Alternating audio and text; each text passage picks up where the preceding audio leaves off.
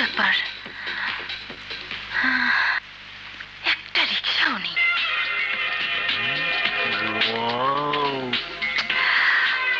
আসল জিনিস পেয়ে গেছি, চায়ের দরকার নেই। ওর রিক্সা, ক্যাব দুটোর কোনোটাই নেই।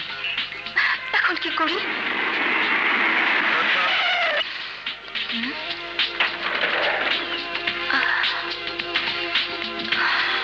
হাই, তুমি কেমন আছো? আমি আপনাকে ঠিক চিনতে পারছো না? এই তো, জি। 2 বছর আগে আমি এই কলেজ থেকে ল পাশ করেছি। আমি যদি ভুল না করে থাকি, তুমি আরিফের বোন না? জি। দেখুন তো কি কাণ্ড, আপনি আমাকে চেনেন অথচ আমি আপনাকে চিনতে পারিনি। লজ্জা পাওয়ার কিছু নেই। কোথায় যাবে? বাসায়। ও, আজ রিক্সা বেবি কিচ্ছু পাবে না। ঘন্টাখানিক আগে পরিবহন ধর্মঘট শুরু হয়েছে। ওস্তাদই তো গুলি কইরা ট্রাক ড্রাইভারে মারছে। এই লেগাই তো ধর্মঘট। আসল কথাটা কইলেই হয়। চুপ, একদম চুপ। কিছু মনে না করলে আমি তোমাকে লিফট দেই? জি। প্লিজ, গাড়িতে ওঠো। ওঠো। চলুন। এই যে।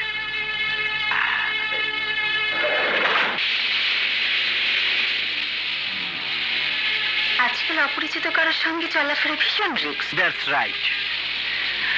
যে হারে গুন্ডা বদমাশদের দৌরাত্ম্য শুরু হয়েছে, ট্রাফে মেয়েদের নিরাপত্তা নিয়ে প্রশ্ন দেখা দিয়েছে। কিসের গন্ধ? ওনারা কারা? ওরা ওরা আমার বন্ধু। গাড়ি কোথায় নিয়ে যাচ্ছেন? গাড়ি থামবে না, গাড়ি চলতেই থাকবে।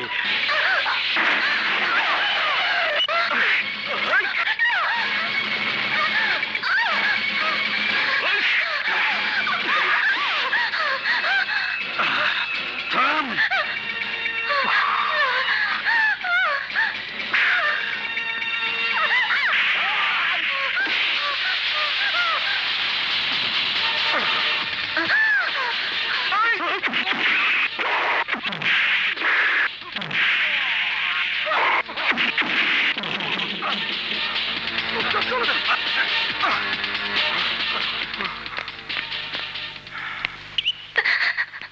আর ভয় নেই, গুন্ডাগুলো পালিয়েছে। কোথায় থাকেন? ওই বদমাশগুলো আপনাকে এখানে আনলো কি করে? কলেজ থেকে বাসায় ফিরছিলাম, ওরা লিফট দেবার কথা বলে ছলনা করে আমাকে এখানে নিয়ে এসেছে। অথচ এইসব অপরাধীদেরকে নির্মূল করার প্রতিজ্ঞা নিয়ে আমি আমি আইন বিষয়ে লেখাপড়া করছি। আপনার ওই আইন যদি দেশের মঙ্গল বয়ে আনে, তাহলে নিশ্চয়ই তা হবে আনন্দের। কিন্তু একটা বিষয় মনে রাখবেন, অশুভ শক্তি যেখানে প্রভুত্ব করে, আইন সেখানে হয় দাস। শক্তি দিয়ে আইনের মুখ হয়তো সাময়িকভাবে বেঁধে রাখা যায়, কিন্তু বিবেককে কখনো শক্তি দিয়ে বেঁধে রাখা যায় না। আর তাই যদি হতো, তাহলে আমার এই অসহায় মুহূর্তে আপনার বিবেক নিশ্চয়ই চুপ করে থাকতো, প্রতিবাদের জন্য ঝাঁপিয়ে পড়তো না। এত বড় উপকার যখন করলেন, আমার আরেকটু উপকার করুন না। আমাকে একটু বাসায় পৌঁছে দিন। চলুন চলুন।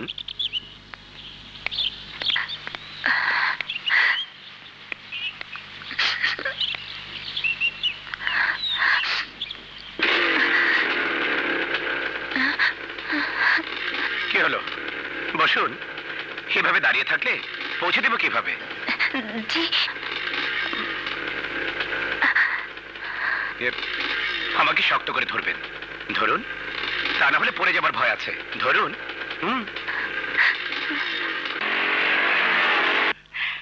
না, এখনো ফেরেনি। মনে হয় কোনো বান্ধবীর বাসায়। না না ভাবি সাহেবা, কলেজ থেকে সোজা আমার এখানে আসার কথা। ধর্মঘটের কারণে আটকে গেল কিনা আমি খবর নিচ্ছি। আচ্ছা। কার টেলিফোন মা? তোর আঙ্কেলের। প্রিয়ার জন্য খুব চিন্তা করছে। আন্টি, নো চিন্তা আন্টি। এসে গেছি। তোর জন্য তোর ড্যাডি অস্থির হয়ে আছে। এইমাত্র ফোন করেছিল। ও মাই গড, কি ব্যাপার, এত দেরি করলি কেন?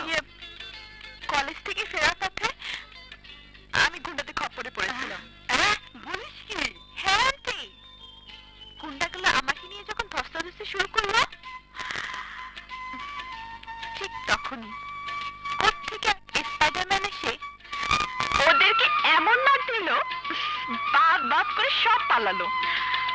আরিফ, দেশে আইনের শাসন থাকতে মা বোনেরা রাস্তাঘাটে নিশ্চিন্তে চলাফেরা করতে পারে না, সর্বত্র গুন্ডামি আর সন্ত্রাসী। এর সমাধান কি নেই? আছে প্রিয়া, আছে। পৃথিবীতে সমস্যা যত, সমাধানের পথ তার চেয়ে অনেক বেশি। ও হ্যাঁ, ভালো কথা। তোমার যে এত বড় উপকার করলো, তার কথা তো কিছুই বললে না। কোথায় সেই স্পাইডারম্যান? নাম কি তার? ধ্যাৎ, জিজ্ঞেস করতে একদম ভুলে গেছি। বড় রাস্তার মোড়ে আমাকে নামিয়ে দিয়ে চলে গেল। মা, আজ আমার একটা চ্যালেঞ্জিং অপারেশন আছে।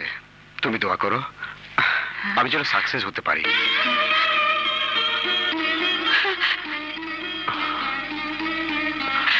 একে মা, তোমার চোখে পানি? হ্যাঁ, আমার এক চোখের পানিতে আছে তোর সাফল্যের আনন্দ, আর অন্য চোখের পানিতে আছে তোর বাপ আর ভাইকে হারানোর বেদনা। চোখের পানি আলাদা রং নেই বলেই বোঝাতে পারবো না কোনটা আনন্দের আর কোনটা বেদনার। মা, রাজু থাকলে তোকে দেখে আজ কতই না খুশি হতো। জানি না আমার বড় খোকা কোথায় আছে, কেমন আছে, বেঁচে আছে না মরে গেছে। মা, ভাইয়া যদি পৃথিবীর বুকে বেঁচে থাকে, আমি তাকে খুঁজে আনবো। তুমি শুধু দোয়া করো। আরিফ,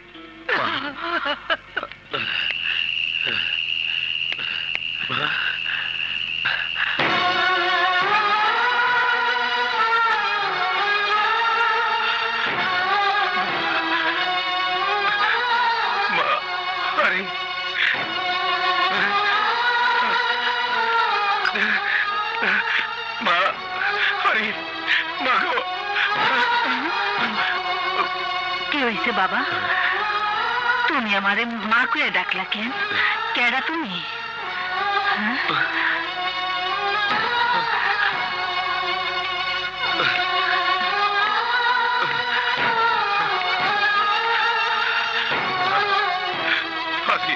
তোমরা কোথায় হারিয়ে গেলে? তোমাদের আমি কোথায় না খুঁজেছি। আমি কি তোমাদের দেখা কোনো দিনই পাবো না? মা,